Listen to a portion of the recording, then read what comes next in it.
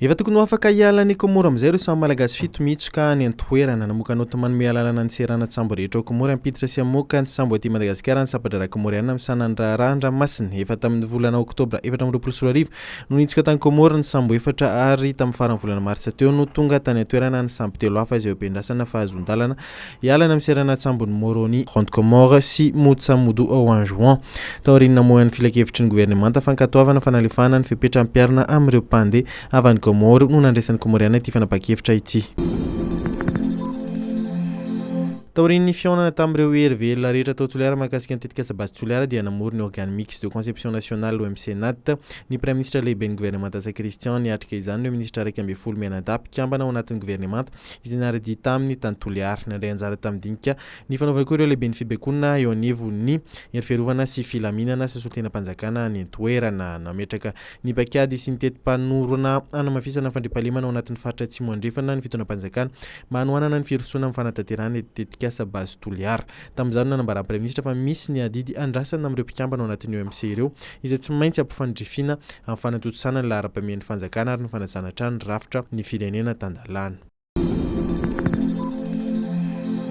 Utaterana amin'ny Kianja Barea mamasina ny herinandro pirenena momba ny rano hanomboka ny alarobia izao ity hetsika ity Hisongadina mandritra izany ireo karazana tetikasa sy vahaolana maro isan-karazany momba fisotrona rano madio. Fotoana iray halalan'ny vahoaka malagasy ny ezaky ny fanjakana malagasy amin'ny famontsiana rano fisotro madio ity hetsika ity ministra Lalainandriana Mela Soandroany sy nitsahan-tombo izy ny isa malagasy nisitraka izany satria raha 320 isanjato ny tany malagasy no nisitraka rano fisotro madio dia tafakatra 520 faingo 9 isanjato izany ankehitriny. Isy moa ny fampirantiana trano eva izay andrasany ireo sehatra tsy miankina ireo tetikasa sy mpiara-mombonantoka amin'ny fanjakana anjara eo ihany koa ny adefitra isan-karazany ary indrindra ny fanokafana ny fotodrafitrasa mandritra ny hetsika. Olamentra ny tonga nitsidika Tsenaben'ny Fizahantany dia nefa sivy izay natao tao amin'ny zaridaina Taninarenina ny 10 Aprily lasa teo. Fambezana tanteraka no hitan'ny hetsika ireo mpikarakara satria ny tompo teo amin'ny 150 ka hatramin'ny 5 isanjato ny varotra tanteraka nandritra io hetsika io. Nanamafy ny ministra Viviane izay tonga nanatrika ny famaranana ny hetsika fa efa maro ny liana izatany aty Madagasikara fa mila fampiasam-bola izany ka ankehitriny dia mitady mpampiasa vola avy any ivelany ministera mba hanangana ny hotely mifanaraka amin'ny fenitra iraisam-pirenena eto Madagasikara. Nampatsahiviny ihany koa fa na dia misy aza ny fanoherana amin'ny fanonganana hotely eny amin'ny toerana sasany dia tsy maintsy miroso amin'izany Madagasikara raha te hatratra ny tanjona andraisana mpizahatany iray tapitrisy.